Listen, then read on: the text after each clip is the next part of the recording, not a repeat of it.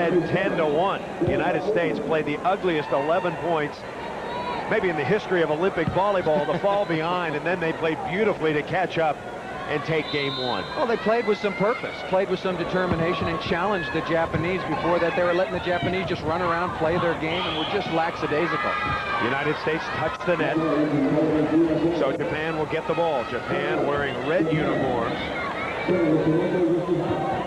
Japan qualifying for the Olympic Games by winning the final qualifying tournament. It was in Japan. Of course, Japan won it. Netherlands second, Ukraine third. Yoko Zetterlund sets Tara Cross battle, and she has it off the block. Was there a touch? Let's see. They call it out of bounds, and they'll give the ball to Japan. Remember, Japan is maybe the shortest team in women's volleyball, so you really have to aim for those little fingers. Well, they're the shortest team in the Olympic Games, and that's all you care about. Does the ball hit the block? Absolutely. Off the top of the tape, into the Japanese blocker, and then out of bounds, but the United States does not get the call. Yoko Zetterlund sets left side, and Tara Cross battle is blocked. Zetterlund, back set. Bev Oden back in there. And off the top, nice up by Elaine Youngs.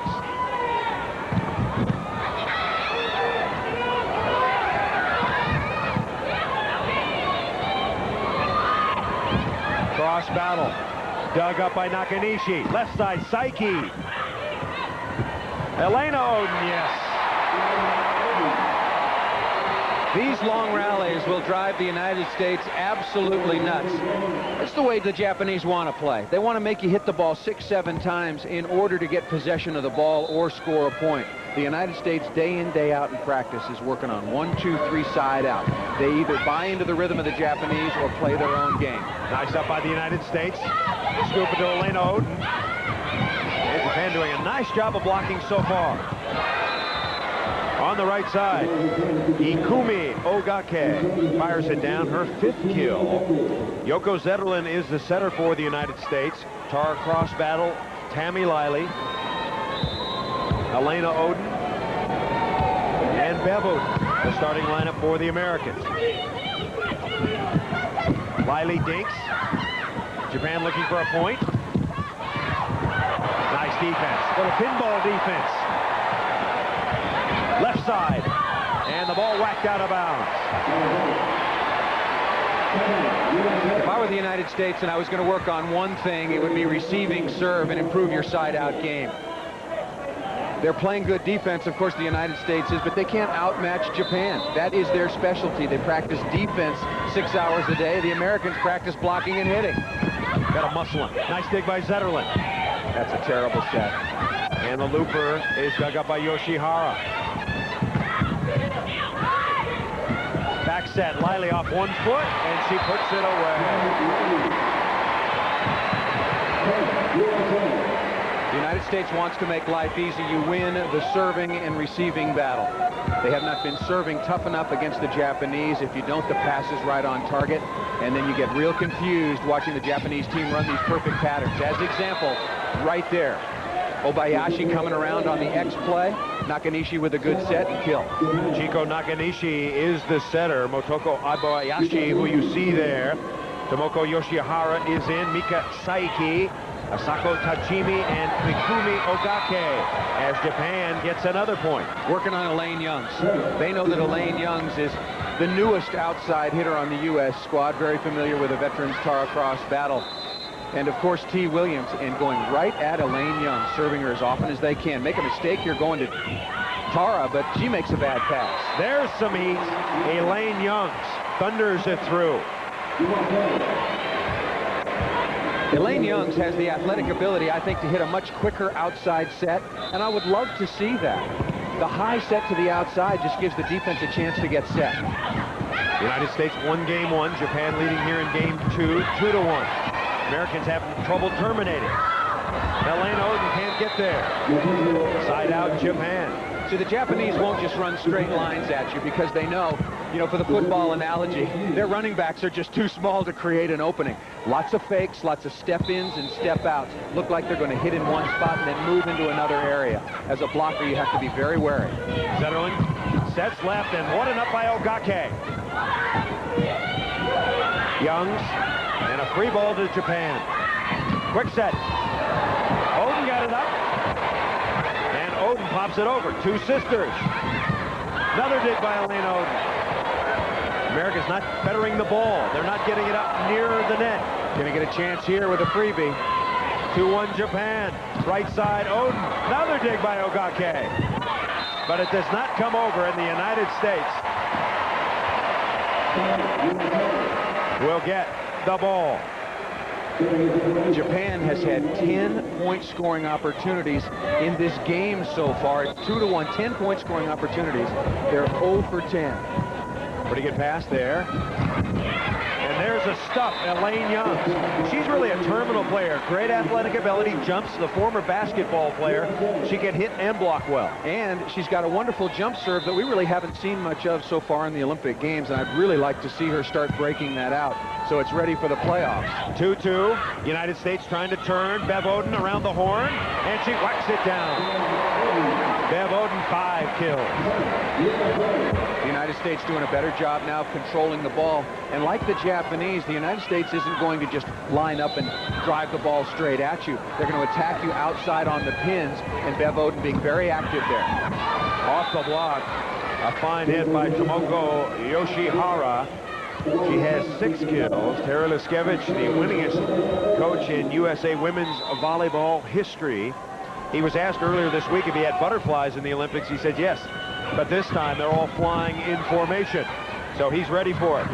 Bev Oden was there. Not so sure they were in game 1 when the United States was down 10 when they were diving for cover. I said he's ready for it. I didn't say his team is ready for it.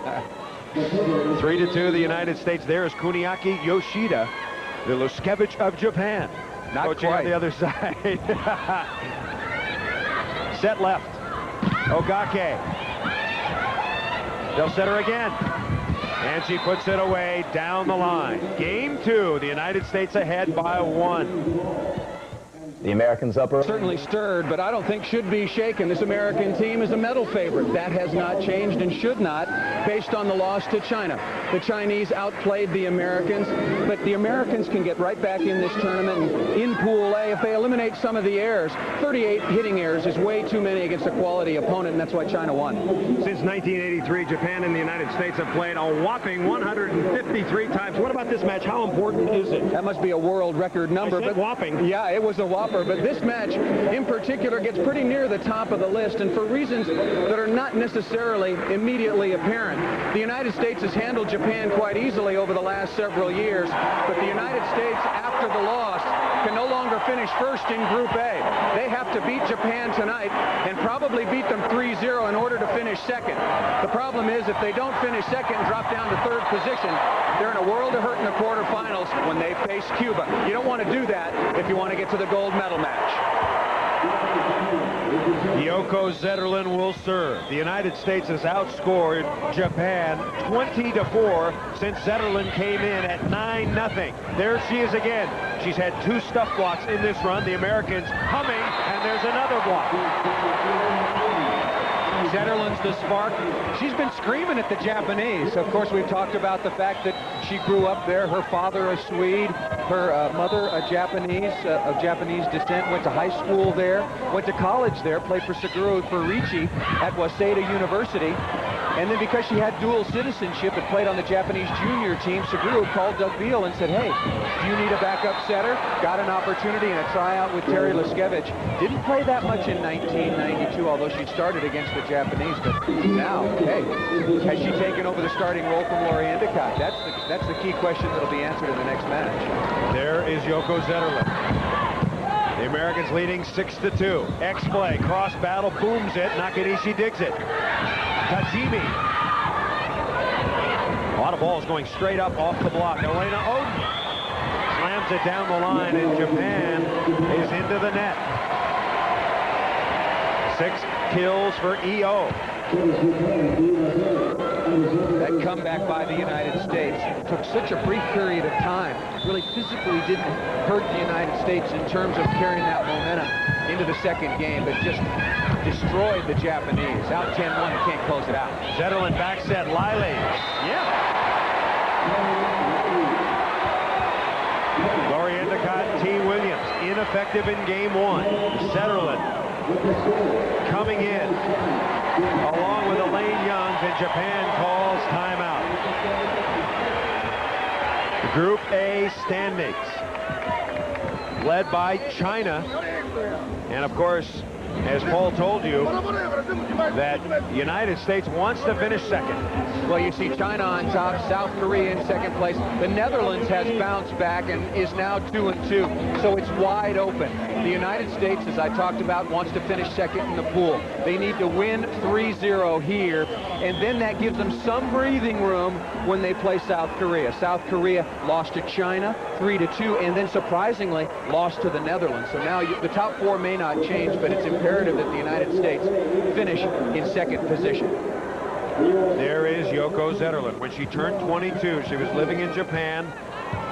Since she had dual citizenship, she had to forego and choose a country. That's the story. Zetterlund chose the United States. Now she's playing against her former country, Japan, and she is fired up to the max.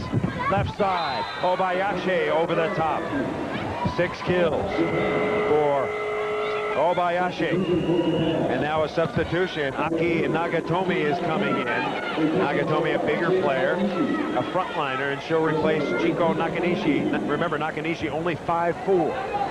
Trying to get some blocking in. Of course, that's been the historical problem with Japan. They just don't have a lot of tall people over there.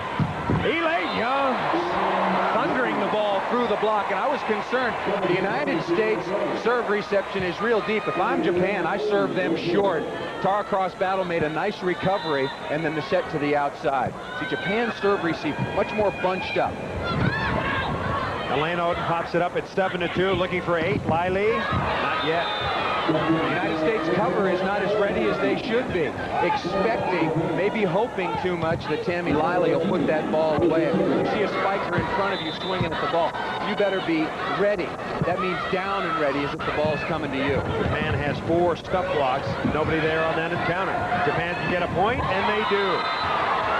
Nagatomi slams it down. Game 2, 7-3, United States. In game 2. Ouch. 4. Ouch. Ouch is right. That's legal now, folks, as the Americans scrambling a bit. Here's Japan in red. Back set. Oh, what a knock by Cross Battle. Set Liley. And Japan is there. Tough to put the ball down. Japan, a very good flow. Another fabulous dig. Cross Battle. Liley fires it. And Japan digs. This is a good rally. Over to Obayashi. She's dug. Can the Americans put it away? Elena Oden. Wow, she dinked it right to Japan. Psyche. And the Americans touch the net. What fabulous defense by number 13 in white, Tara Cross Battle. Looked like a beach game. Looked like Sinjin Smith or Karch Kirai or Holly McPeak playing one-person defense behind the block from one sideline to the other and back again. And she kept the rally going. It was just a net violation by the United States that ended it. Youngs. Obayashi got it. Motoko Obayashi, 7 kills for her. And it's now 10-5. The Americans leading. Have to be very disciplined against Obayashi. I would take her line, not let her hit that cheesy little shot off the end blocker and force her to hit cross court. Youngs whiff on the pass, and so Japan gets it to 10-6. Psyche still serving. They've been going after Youngs and go right back to her. Elena Oden booms it, but it's out of bounds. And now Japan starting to creep, make it 10-7. Elena Oden's already gotten 21 sets, and we talked about the fact that she looked fatigued, and as a middle blocker, she's involved in every play defensively when she's in the front court. Kristen Klein will come in for the United States. She beat out Stanford star Kristen Fogle for the last spot on the squad. Elena Oden is going to get a rest. So here is Kristen Klein.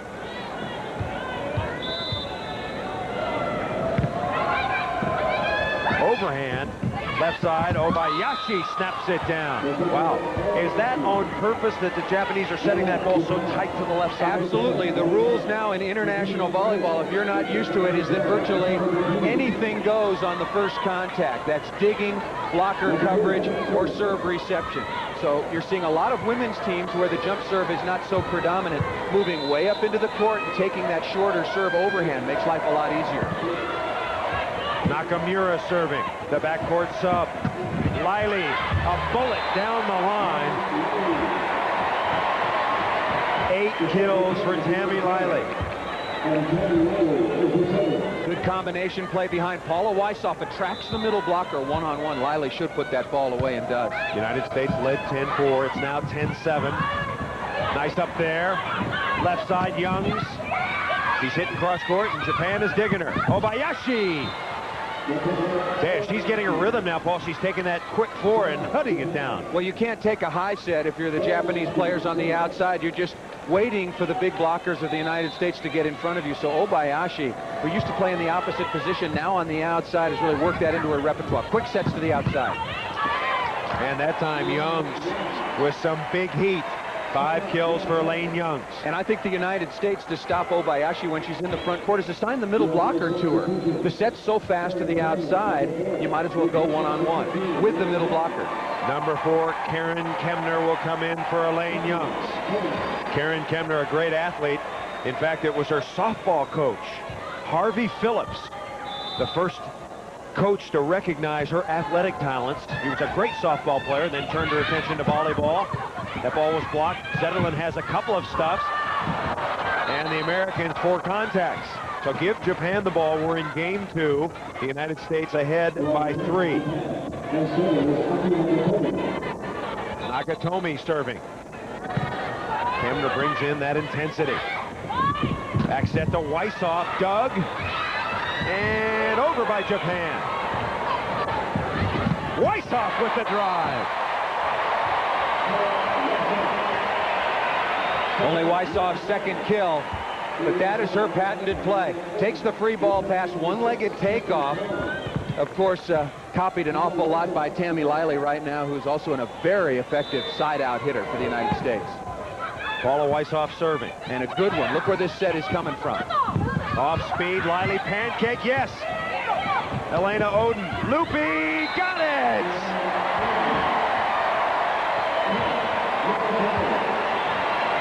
The Japanese defense comes scrambling up here because Elena Oden, they expect heat from her, didn't really have an approach. Back to the net, driving her legs as best she can to get some liftoff.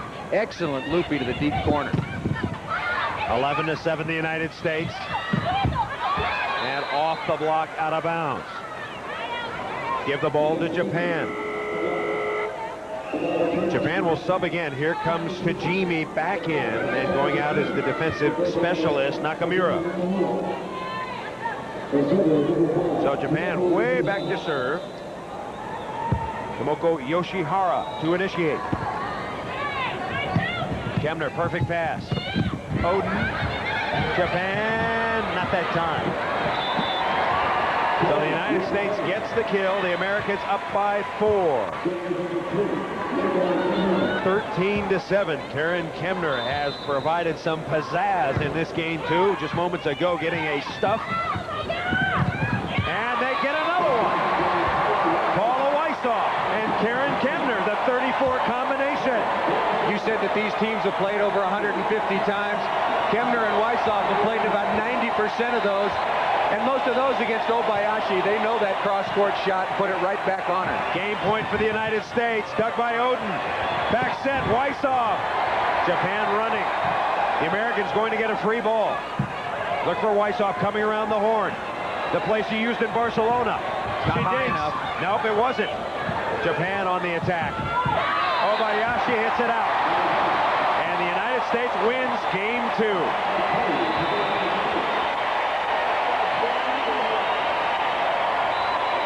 Yoko Zetterlund continues to lead the way, and Karen Kemner came off the bench for Elaine Youngs, stuffed a couple of balls. Just a much better team effort by the United States, and showing a lot of appreciation for this crowd that got behind them, remember, when they were down 10-1 all the way back in the first game.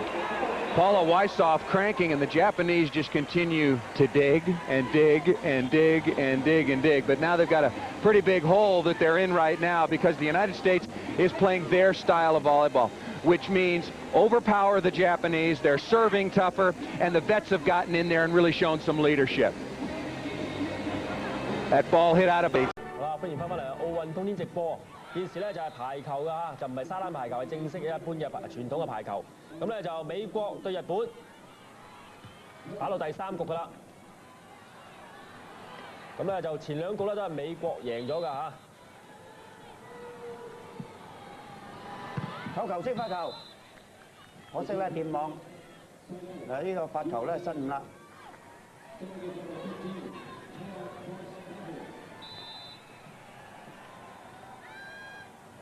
美國隊波斯發球，0比4啊，暫時落後啊！大林素子一波落去，轉手一打個觸手出界。嗱2號咧大林素子，而家咧係日本隊嘅靈魂嚟㗎，左手將，世界咧最佳扣球手之一。食叉燒啊！呢個波，好彩啦！呢嚿叉燒有少少骨。哎呀，係啦，好嘢！對方咧係後排攔網犯規，冇錯。呢個咧二傳手薛達倫5比0啦！而家咧係日本贏到嘅，有一個咧係技術暫停㗎。咁呢個技術暫停咧唔需要咧係教練啦係要求㗎。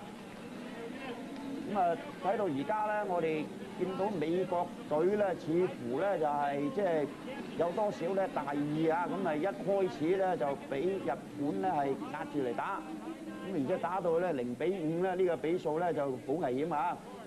如果士氣咧一個唔該咧，俾對方打起嘅時候咧，就好容易咧俾佢咧係由後追上㗎。1號威廉斯主攻手。好勁啊！好啦，30秒嘅暫停時間完咗，我哋睇下日本隊咧有冇機會咧係 keep 住呢個優勢啊！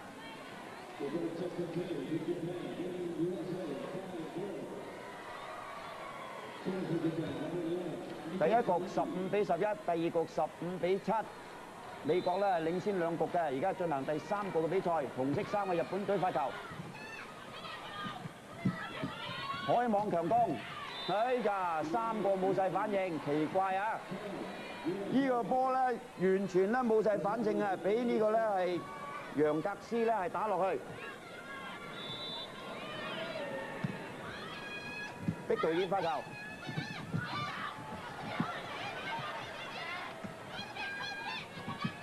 背走打直線，好嘢！呢個波咧啱啱好擲界啊！多次見麻子，呢個波咧睺到對方咧係冇人嘅地方咧係一轉手腕打直線，5比0。多次見麻子繼續發球，高墜球破壞咗第一傳㗎啦。再開網強攻，又一個咧轉手腕打觸手落地。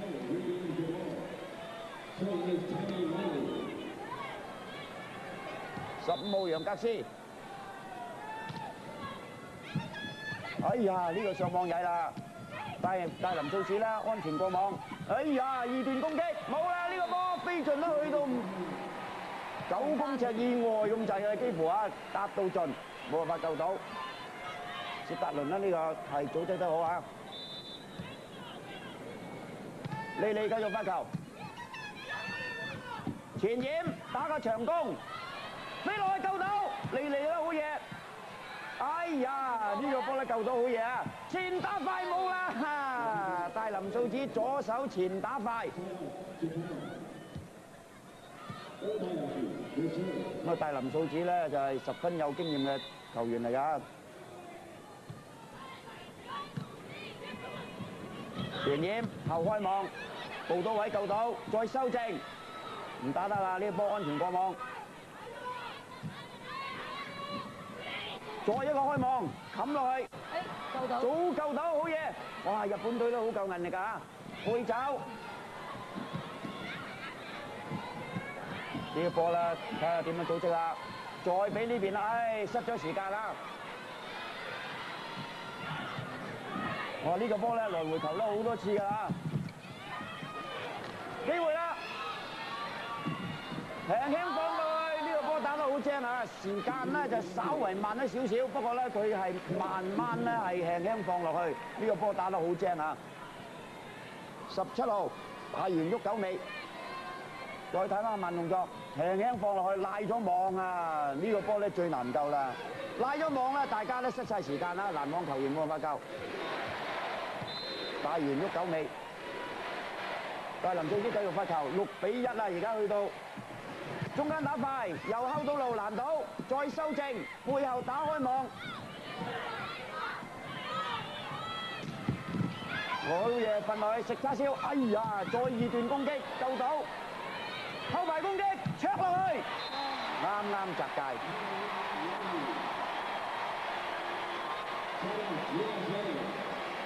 啱啱擲界啊！呢個波咧打得好啊，過斯13號。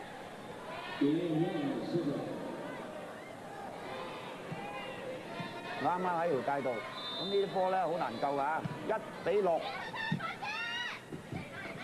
後走2.5，再修正，哎呀，太過貼網啦呢啲波，哦，好彩啦，帶完喐9尾咧，呢個球員咧係喐手打得快啊，若果唔係咧，呢個波都好容易打落網㗎。中西千之子，發球，上得網曳啦。哎呀，高點扣球，打落去咧，手頂咧捉手出界。13號哥斯，有1.83米高度啊，身材咧好好嘅。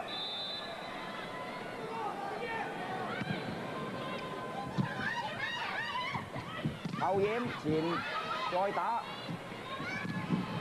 攔到啊！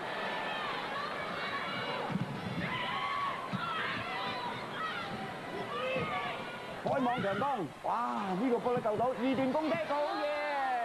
啱啱輕輕一撥就救唔到啦。係啦，又係咧帶完喐9尾啊！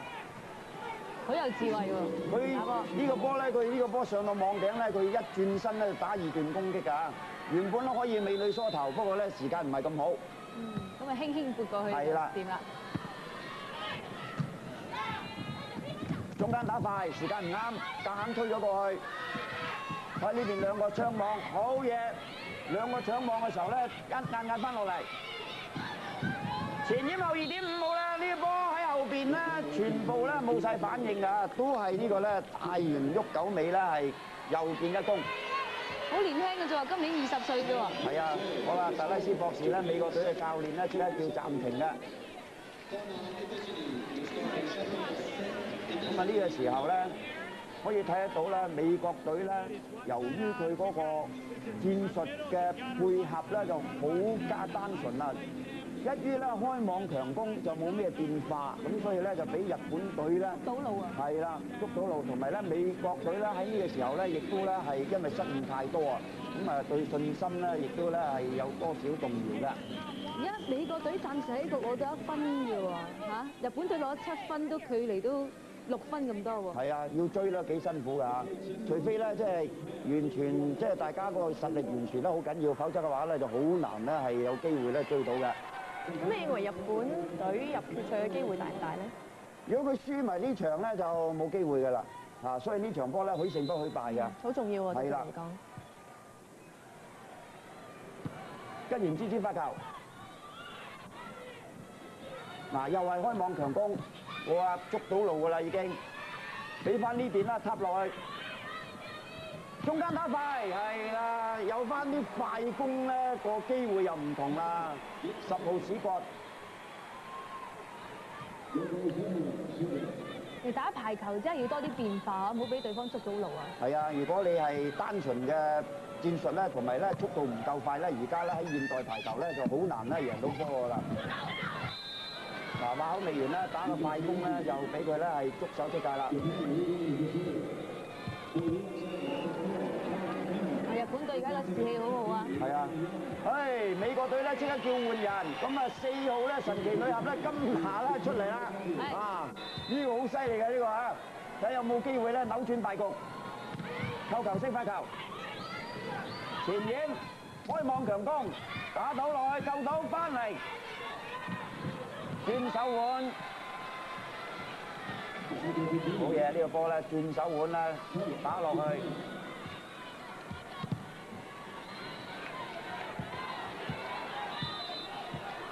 大完咗手未？係啊。後托。呢個波咧電網犯規啦，後托咧上去嘅時候咧電網犯規。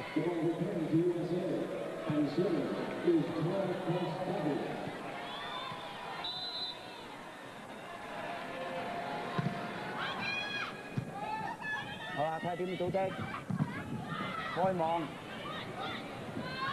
背走打直線，啱啱好擲界，背走打直線，8號莉莉。再睇下慢動作，背走打直線，好嘢啊！好靚啊！呢球落點好好啊！係啊，莉莉咧係美國隊嘅元老嚟㗎啦。波斯繼續發球，食叉燒啊！哎呀，好嘢，夾硬留翻嚟，再單手托，後排掩上嚟啦，打個咧係後排攻擊。哎呀，呢個波咧打斜線。應該出界啊！係啊，打斜線啊！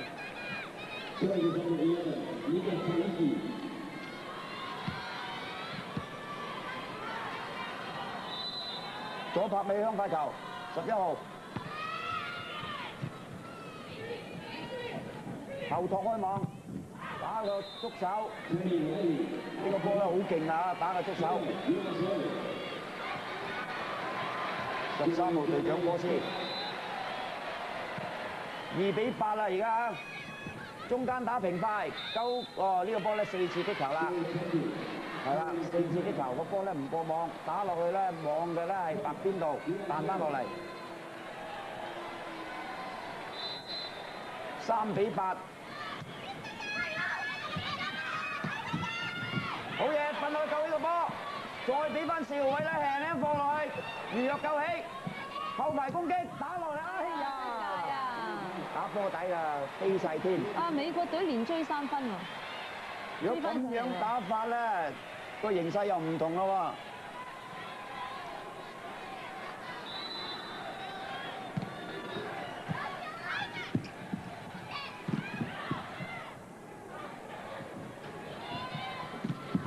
喎！開網強攻，犀利啊！呢個波救到啊，睇下有冇辦法翻到嚟先。都係咧，俾翻中間咧打針拿，哇！呢個神奇配合，你睇佢幾犀利啊！啊，放波落去，一拳國招，日本嘅總教練暫停啦。係啦，要暫停啦。呢個時候咧，俾美國隊咧追翻上嚟啊！5比8啦！咦，如果咁樣打法咧，個形勢又唔同晒喎。係啊，美國隊如果贏埋呢一局咧，就可以啊贏多場噶咯喎。所以如果美國隊贏埋呢場咧，又肯定出線㗎啦。啊，咁但係美國咧，即係呢隊波咧，好難講啊！佢嗰個水準啊。好啦，趁佢哋休息咧，我哋都休息一陣間，講完翻嚟再睇呢個女排嘅比賽。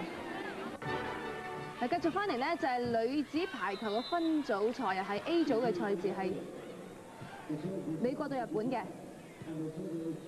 而家已經打到第3局啦。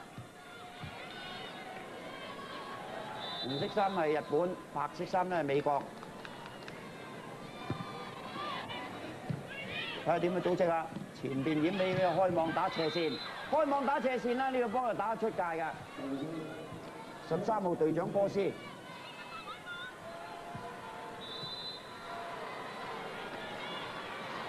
中西先之子發球，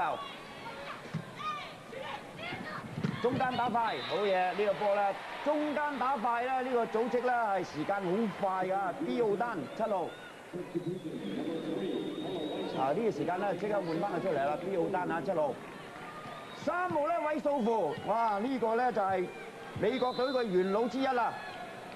今年34歲㗎啦。係啊，84年洛杉磯奧運咧打到而家。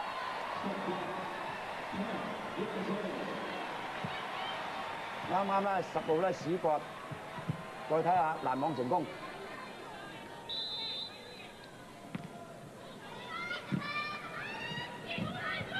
捉到路啦！哎呀，捉到路啦！但係咧都俾佢咧打個觸手出界啊！5號吉原之子。日本咧叫換人，9號咧中村和美咧出翻嚟啦。咁而家咧12號咧係多次見麻子咧入翻嚟。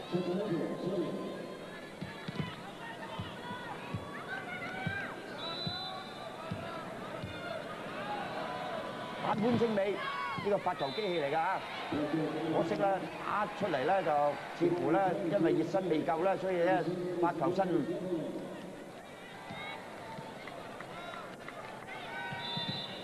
2號薛達倫發球，6比9。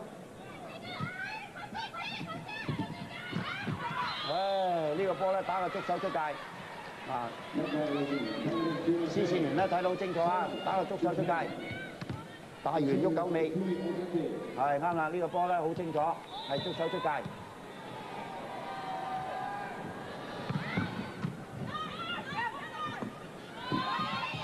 後排掩出嚟打佢咧，後排攻擊，再修正，配托打斜線，報到位。難到啊！呢個波咧冇乜作用啊！再後托，嗰係大林最子㗎啦，一轉手腕。揾翻條直線打，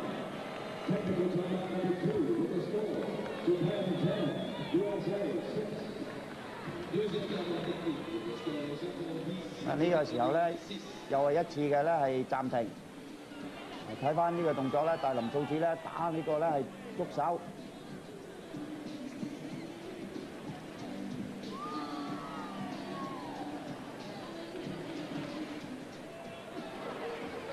10比6，係第2次嘅咧係技術暫停。咁如果日本咧繼續咁打落去咧，贏咗呢一局嘅話咧，形勢又唔同㗎咯喎。阿潘你點睇啊？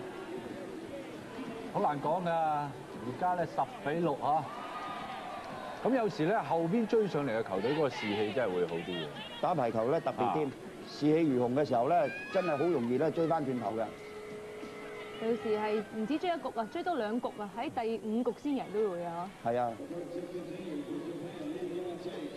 咁啊而家嘅形勢咧就似乎咧日本咧就幾好㗎啦，睇下有冇機會咧係攞翻呢一局先。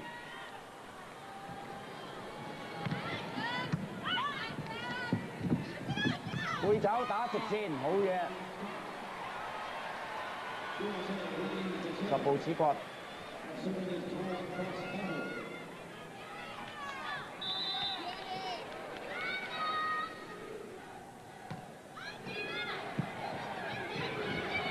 前掩後2.5又捉到路，再打嘅時候咧難到，薛達倫咧修正俾翻呢邊，好嘢打斜線咧又救到啊，報晒位，哎呀俾叉燒人食啦，10步屎角咧一個唔該，多謝。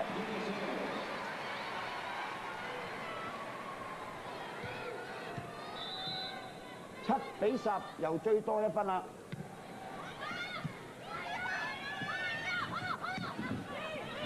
難到，再修正，中間撲上嚟咧，打一個咧後排，哇！呢個波好勁啊！10步屎角呢啲球員咧好犀利啊！走咗喺後排，然之後咧再撲翻上嚟咧，好似後排攻擊咁樣嘅。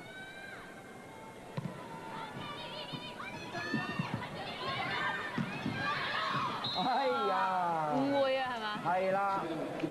2號咧，薛達倫啦去搶呢個波打，咁啊搞到咧波斯咧就唔喐啦，因為驚撞啊嘛。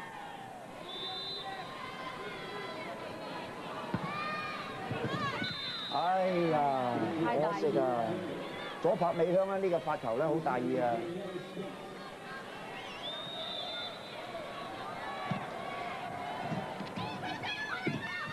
長網後到路啦！再俾翻咧，大林素子幾大都俾佢打啦，谷俾佢打啦，又係後排攻擊插落去，哇！打到個手頂啦出界，10步屎角，呢個發球啦，跟住你睇佢本來咧係前排嘅球員，特登走咗去後排，等你都唔知道邊個打。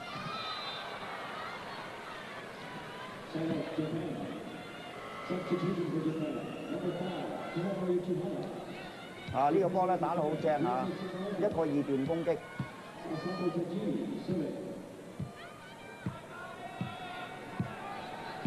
哇！美國隊追翻嚟好多咯喎，係啊，咁啊，係啊，呢個又唔同晒形勢㗎啦，越打越用啦，輕輕放落去好嘢。呢一波咧真係，所以咧就我話薑越老越辣就係咁樣啊！你睇韋素芙不慌不忙，睇到嗰度空咧就打嗰度，唔使大力㗎嚇。有時打排球唔係一定要揼錘咁揼落去㗎。睇位打啊嘛要。係啦，9-10啊！後托開網，打個觸手出界。10-10咯喎！打成平手，哇！當堂咧士氣唔同啦，全場嘅觀眾咧都為美國隊歡呼啊！直接得分啊，已經有4分5多㗎，哎呀，賺埋咗8號，真係賺埋咗啊！莉莉呢個發球咧，竟然咧係出咗界。好啦，大林素子落咗後排啦，其實都係對美國隊嚟講咧有優利㗎。好啦，前邊已經唔係，再背打。冇得救啊！你睇下，神奇女俠啊！神奇女俠一出馬就掂啦。啊！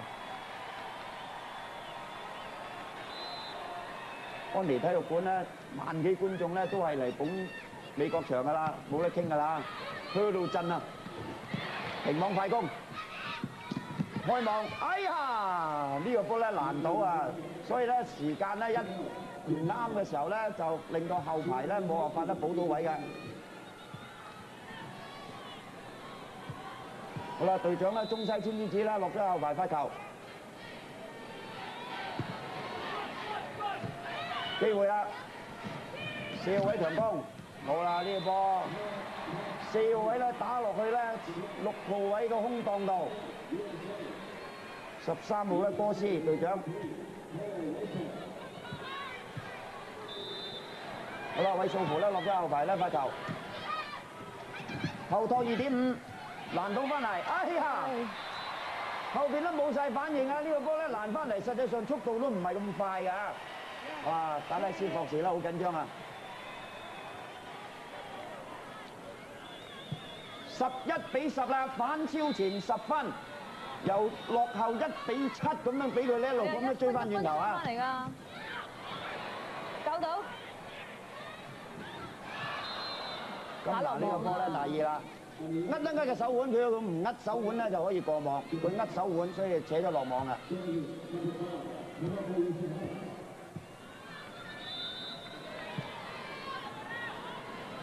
吉原之子發球，前邊打快，冇啦呢個波好嘢，補到位，開網強攻，收正，也一樣照打㗎啦！哎呀，唔打係咁放落去，哇！呢個波最精啊，打得。好啦，呢個波咧上網上得唔好啊，俾對方攔網球員啦睺晒路啦，有少少亂咗陣腳啊嗬。啊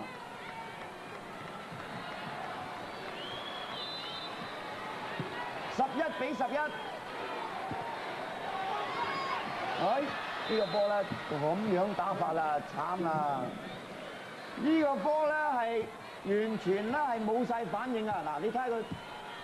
高飛曲墜球啊！啱啱向住佢，佢以為係出界，但係擋得嚟嘅時候咧，已經咧係捉手嘅，幾乎食波餅嘅。6個球員中間落，13號咧隊長波斯好有頭腦啊！呢啲波打得啊！睇到對方冇反應嘅時候咧，輕輕放落去，11-12，落後1分，薛達倫發球。2個掩，再一個咧係虛攻，冇爭啊！係，仲有雙掩快，都攔唔到啊！好嘢，再俾呢邊打斜線，救到，開網強攻，中間打2.5，轉身打都救到，好嘢呢個波。呢個咧亦都係睇得到咧，大圓喐走尾咧好聰明啊，輕輕放，呢啲波有得打咧就分分鐘咧捉手噶啦。12-11，日本隊咧領前1分。前面打快，好啊！呢波騰空時間都啱啱好配合得到啊！美國打快攻係最拿手啊！係啊，如果佢而家咧，如果唔用呢啲咁嘅戰術咧，就變咗咧冇速度咧，就好難咧係取勝啊！哎呀，大家有誤會，俾翻後邊打，金拿啦，一搏落去嘅斜線度。咁呢個波咧亦都要讚呢個咧係金拿咧，呢個咧係三朝元老啊，12對12，波斯發球，背走啦，打足手出界。多次見麻子咧，呢個波咧亦都打得好正啊！呢個時候咧，日本咧叫換人，1號咧中西青之子嘅隊長咧係要離場，換入咧4號咧山內美嘉，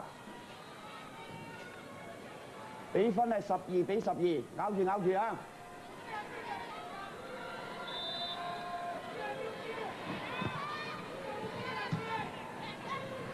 中間打快。再打快，一次唔得，再一次，都俾對方啦，睺到路，難倒，好嘢，轉手。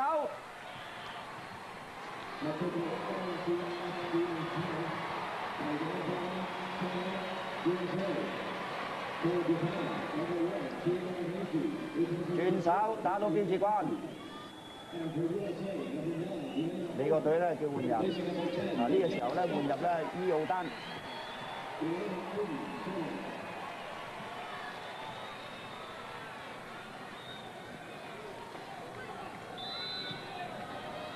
伊奧丹發球，哎呀，好跳啊！呢個波破壞咗第一傳啦，跟住咧係睇下點樣組織，前邊已經背托打呢邊咧金拿轉手腕，捉手出界。啊，雖然咧我哋冇見佢咁耐啊，但係咧仍然咧係咁勁啊！背走又難到網。都係俾翻大林數子卜，又係捉到路，好金拿咧修正，俾翻嗰邊4號位強攻，打斜線救翻，後托2.5，哎呀，打波底啦！唉，呢個波咧多次見麻子咧打波底啦。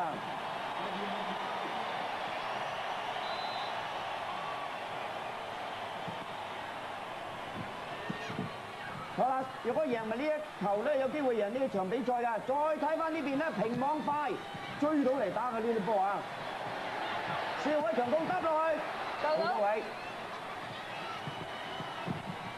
好啦，呢個波咧有機會啦，後排攻擊伊奧丹，哎呀，伊奧丹慘啦呢個波，俾人捉到路啊！佢自己心急啊，打落網度啊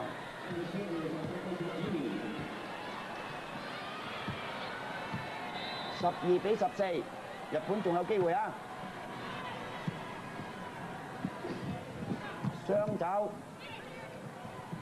哎呀，唔使客氣啊，就咁扯落去。哎呀，呢個波細啦！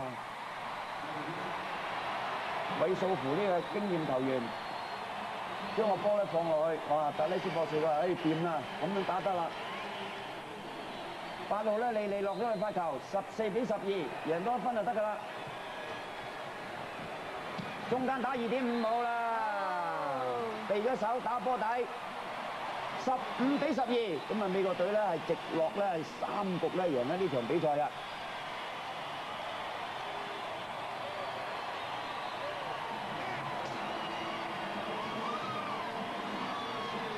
第3局咧，美國隊咧喺逆境之下咧，慢慢追翻上嚟，後來追上咧贏呢一局比賽咧，十分難得啊！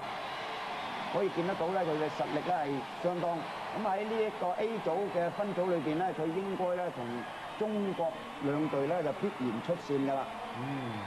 都係1、2位㗎啦嚇。咁啊，應該中國隊咧已經係第一㗎啦。咁啊，佢仲有一場對日本嘅啫。哎呀！